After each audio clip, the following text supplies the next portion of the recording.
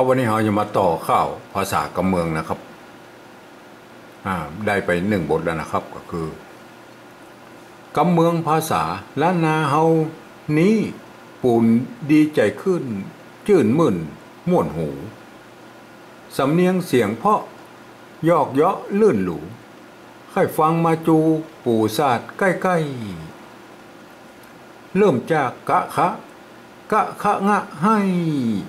จดจำเฮียวไวอย่าจ้านะครับอันนี้คือบทแรกนะครับคือได้3 บาทนะครับขึ้นบทที่2ก็คือฉันทลักษณ์บาทสลัดลงเลยนะครับเอามาแต่งต่อเลยนะครับวรรคแรกก็จะลงด้วยเสียงจัตวาหรือสามัญนะครับวรรคที่2เสียงตรีนะครับลงด้วยเสียงตรีสัมพัทธ์กับบาทที่แล้วนะครับบาทสลัดขึ้นเนี่ยนะครับเสียงตรีนะครับแล้วมาลงเสียงโทพิเศษนะครับในวรรคที่3นะครับวรรคที่4นี่มี2 กรรมนะครับก็ลงด้วยเสียงสามัญนะครับสำหรับเสียงรองสุดท้ายนี่ก็ในข้าว4 บทก็จะมีอยู่2 เสียงต้นนะครับก็คือเสียงจัตวาหรือสามัญนะครับในข้าวองหินก็จะมีเสียงเพิ่มเสียงตรีสั้นขึ้นมาแถมเสียงหนึ่งนะครับในข้าวองหินมันมี3 เสียงนะครับเสียงตรีต่ายนะครับเสียงจัตวาสามัญนะครับในข้าว4 บทก็จะมีอยู่2 เสียงนะครับก็คือเสียงจัตวากับสามัญเท่านั้นนะครับเอามาแต่งต่อเลยนะครับย่าจ้านะครับวัก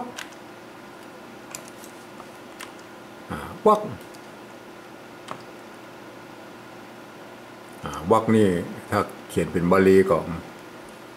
บ่ต้องใส่ไม่ซัดก็ได้นะครับอย่างอี้นะครับอย่างอี้มันก็อ่านวักกะนะครับใส่ละห้ามตัวกะทางลุ่มนะครับวักมันก็อ่านว่าวักนะครับวัก2จะจะชะจะชะจะ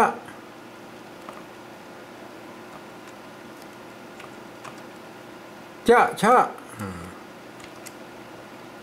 ยะจะชะยะขวาได้ยินเสียงขวากับตัวขะนะครับขวามาใส่ถ้อยเสียงโทพิเศษเห็นไหมครับก็สำคัญนะครับเสียงโทพิเศษนะครับสำคัญในเรื่องการจ้อยนะครับทำนองจ้อยเพิ่นจะกำหนดเสียงโทพิเศษไว้ตรงนี้นะครับแล้วก็เสร็จแล้วก็ลง2 ตัวเนี่ย2 กรรมเนี่ยนะครับ2 กรรมนี่ในก็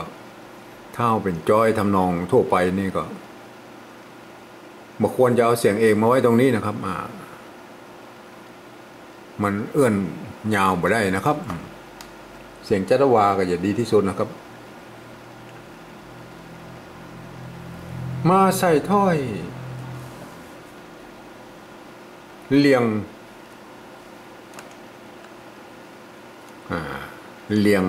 เราดูเลียงนะครับอย่างนี้นะเลียนะครับเติมงะไปเลียงนะครับเพิ่นบอกว่าในภาษาล้านนาบอลบอกตัดไม้เก๋ออกนะครับเลียงกำก็ตัวกะนะครับเลียงกำก็สามัญนะครับก็ใจได้นะครับสามัญหรือจัตวาสามัญนะครับเลยจะเอาแบบข้าวหินนี่ก็เสียงตรีสั้นนะครับเสียงตรีต่ายนะครับแล้วก็สามัญอย่างนี้นะครับก็มีแค่3 แบบนะครับทีนี้เรามาเขียนเป็นภาษาปริวัติแบบที่2นะครับก็คือการยืมเอาอักษรไทยนะครับมาปรับเทียบ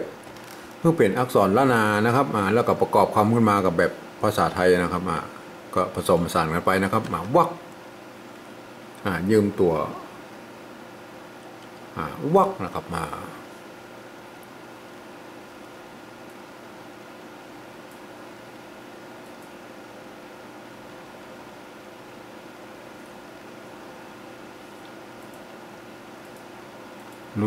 รู้สึกว่ามันน้อย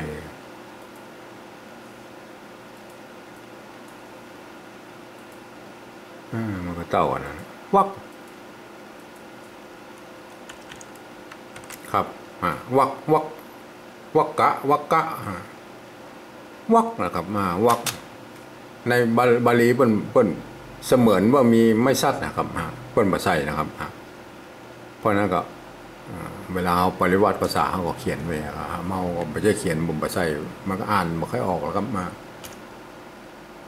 วักสองจะนะครับจะก็ใส่ไม่กะวันนี้ครับเพราะว่าถ้ามันเห็นเป็นภาษาไทยมันอ่านจะเป็นจอฉอมันอ่านเป็นจอไปอย่าง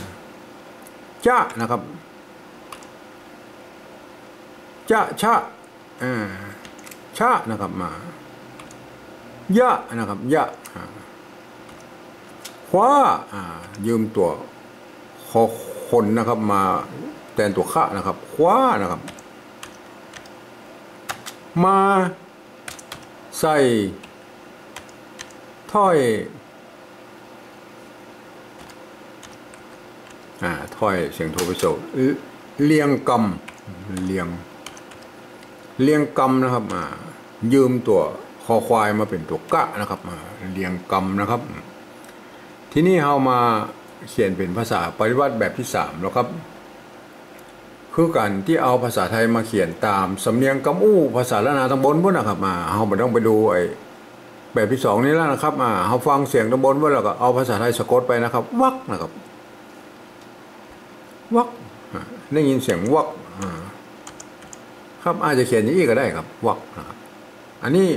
เขียนด้วยวิธีการฟังนะครับก็ไม่จำเป็นจะต้องตรงด้วยตรงหลักศัพท์ของภาษาละนาก็ได้นะครับเขาเอาหูฟังนะครับเบาตาพอนะรับตาวักอันนี้วักภาษาไทยมาเขียนอีนะครับเอาก็เขียนอีได้นะครับวักสองวักสองจะนะครับได้ยินเสียงจะแล้วมันในภาษาไทยมันจะนะครับจะก็ใส่มัจจดวาชะนะครับอันนี้ภาษาไทยอ่านว่าชะนะครับชะก็จะนะครับทีนี้แหละครับจะมันต้องใช้จอจานเขียนนะครับจะเสียงตีใช้ไม่ตีเลยไม่ตีใส่แล้วไปชะนะครับชะอันนี้ชะแล้วยะนะครับยะคว้าคว้าได้ยินเสียงคว้าแล้วก็คอควายแล้วครับคว้าเนี่ยคว้าภาษาไทยเมื่อกี้นี้มาใส่ใส่ในภาษาไทยบนใจไม่ม้วนนะครับก็ใจไม่ม้วนถ้อยทีนี้แหละถึงตัวเจ้าปัญหาแล้วครับในภาษาละนาตัวทะนะครับโดนไม่ขอจ้างไว้ถ้อยเสียงโทพิเศษครับในภาษาปริวัติแบบที่2เนี่ยยืมตัวทอถุงมาเทียบเพื่อเป็นตัวทะนะครับโดนไม่ขอจ้างไปถ้อยเหมือนกันนะฮะไม่ต้องไปเปลี่ยนแปลงอย่างพวกนี้เขียนไปกับถ้อยเลยนะครับแต่ในแบบที่3นี่นะครับเอาภาษาไทยมาเขียนนะครับสะกดแบบภาษาไทยอ่านแบบภาษาไทยนะครับก็อ่านได้ว่าถ้อยนะครับถ้อยใส่ถ้อยนะครับใส่ถ้อยโทปกตินะครับมันจะเป็นถ้อยโดยบนจะไปเปิดไปตู้ใส่เปิ้ลไม่ได้นะครับ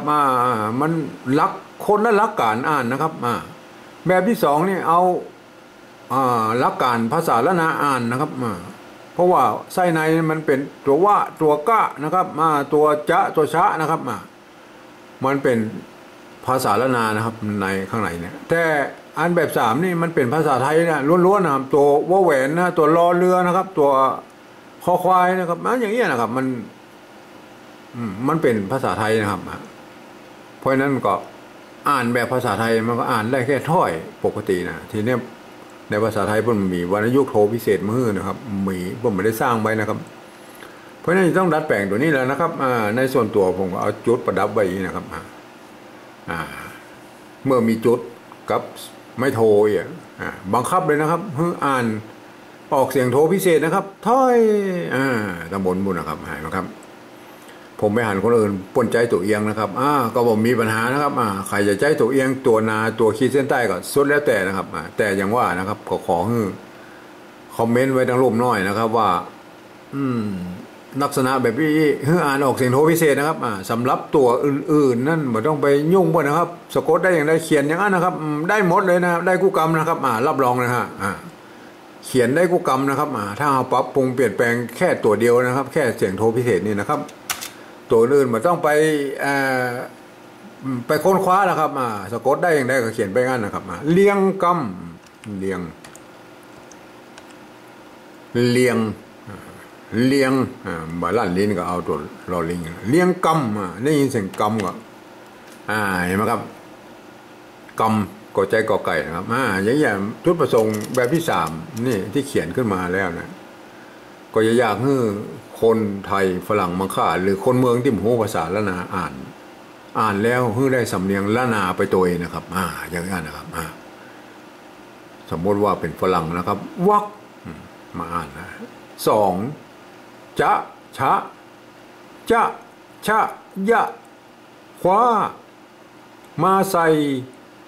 ถ้อยต้องบังคับออกเสียงโทพิเศษนะครับใส่ถ้อยเลียงกำเห็นไหมมันก็จะได้สำเนียงละนาไปเลยนะครับโดยในตัวเลยนะครับไอแบบที่2นี่แหละครับแบบที่2นี่จุดประสงค์เปิ้นไม่ใช่เอาว่าคนอื่นทั่วไปได้อ่านนะครับคนทั่วไปมาเข้าบ่ถึงแล้วครับเพราะว่าอ่านแล้วสำเนียงจะผิดเพี้ยนนะครับเพราะว่ามันเป็นอักษรละนานะครับเปิ้นเอาไว้ให้คนที่เรียนภาษาละนาอ่านนะครับถ้าเป็นคนทั่วไปมาอ่านก็วรรค2จะชะยะ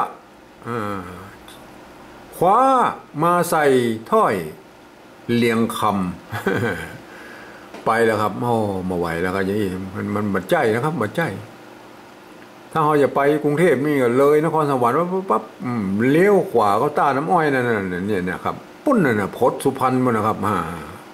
มาได้นะครับเพราะว่าเปิ้นเอาไว้คือคนที่หูภาษาละนาอ่านนะครับเพื่อจะอ่านตาม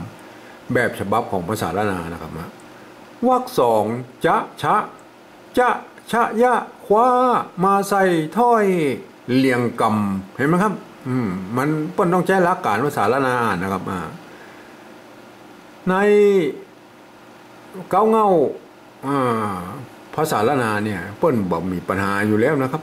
เปิ้นสมบูรณ์แบบในตัวของเปิ้นอยู่แล้วถึงแม้ว่าจะเขียนได้หลายแบบมาหลายที่หลายตังอย่างได้กระจ้างนะครับแต่อย่างได้ใช้หลักการละนาอ่านไปตามนั้นนะครับวรรค2จะยะคว้ามาใส่ถ้อยเลียงกำเห็นไหมมันแบบไปไหนมาได้ครับมันดิ้นมาออกนะครับเพราะนั้นก็เขาเขียนแบบ2แบบ3นี่ก็จุดประสงค์มันคนรับจุดประสงค์นะครับ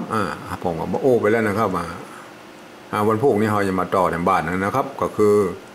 ต่อจากนี้ไปก็คือบาทก้อมนะครับมันจะเป็นบาทก้อมนะครับบาทก้อมบาทนี่นะครับบาทที่2นี่นะครับ